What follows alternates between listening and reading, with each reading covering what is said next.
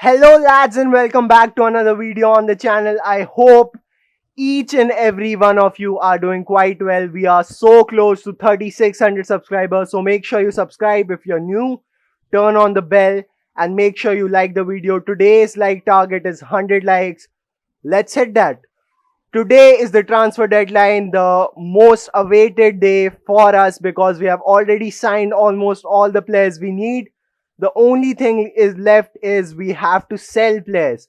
So let's see what is happening and let's get right into it. First off, starting with some juicy defensive midfielder news. We all know Frank Lampard has wanted Declan Rice for so long.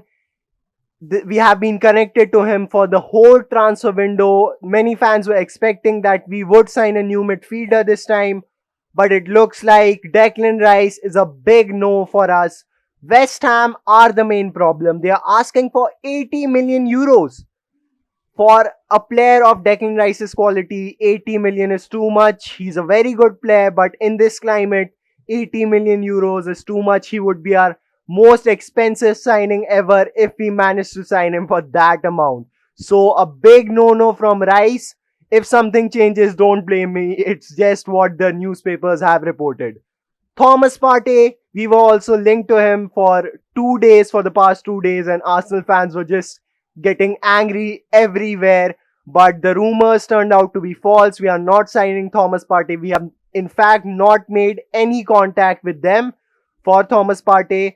And it looks like Arsenal are actually going to sign Partey from Atletico Madrid. They are going to pay his release clause of 50 million euros and sign him. I'm gutted because he's such a good player. He's such a good defensive midfielder, a box-to-box player, and he would have actually fit in quite well.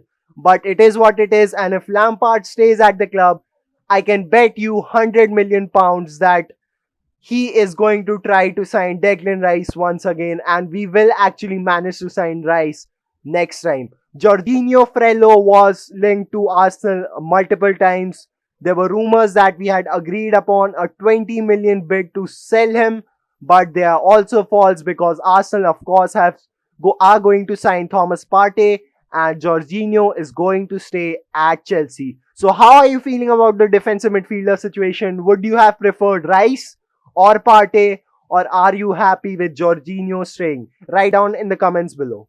We have to sell players to not only buy them because we have to balance the books, and that means some players are going to be sold or loaned out.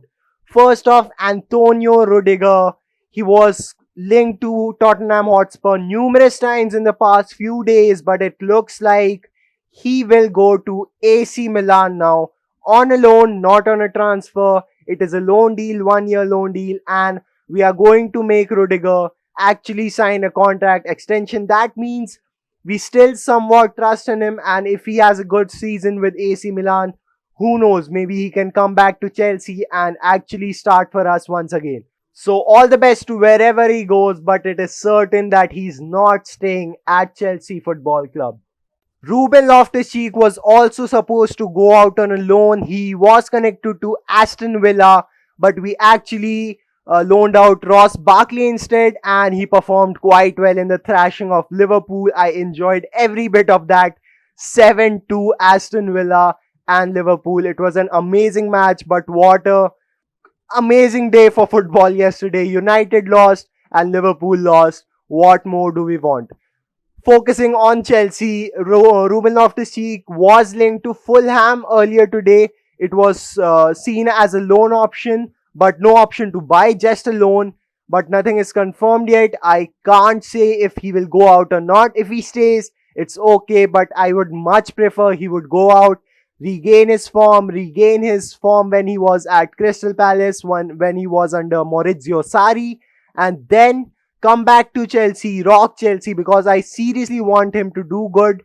He is a talented player but does not have any confidence now whatsoever. Bakayoko, who was on loan last season with AC Milan, was supposed to be loaned out. He's still a Chelsea player and he will in fact be loaned out to Napoli.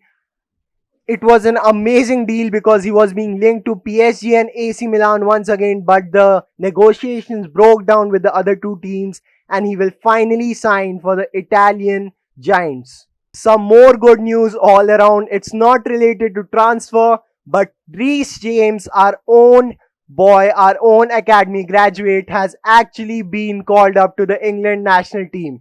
He was not called upon first, he was with the under 21 England squad, but now, finally, after seeing how capable he is, Gareth Southgate has actually called in Reece James. We all know how talented he is. We all know his crosses are dangerous. We all know he knows how to defend. And if he plays in the international level, if he dethrones Trent Alexander-Arnold in the starting spot, I will be much, much happier than I am now. And it would be amazing to see that both the fullbacks would be our players on the left wing, on the left back position, Ben Chilwell, and on the right back position, Reece James. So amazing to see, and this was the best news I've heard today. One more news, Tammy Abraham celebrated his 23rd birthday, and you might have heard that Jadon Sancho and Ben Chilwell actually put on a surprise party for him. They broke down the lockdown rules. They brought in more than 6 people around them, and Tammy did not have any idea there was a party being held.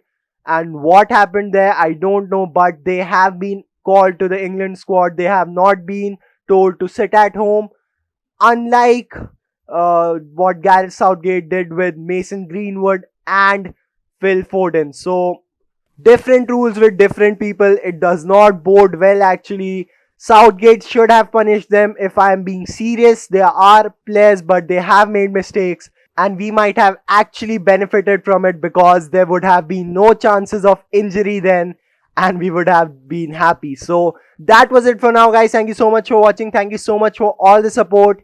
I'm so thankful to each and every one of you. We are receiving quite a ton of views, and thank you so much for all the support. Let's hit 100 likes. That would be amazing. Thank you for watching, and make sure you subscribe and watch more of the videos. Thank you so much, and see you next time.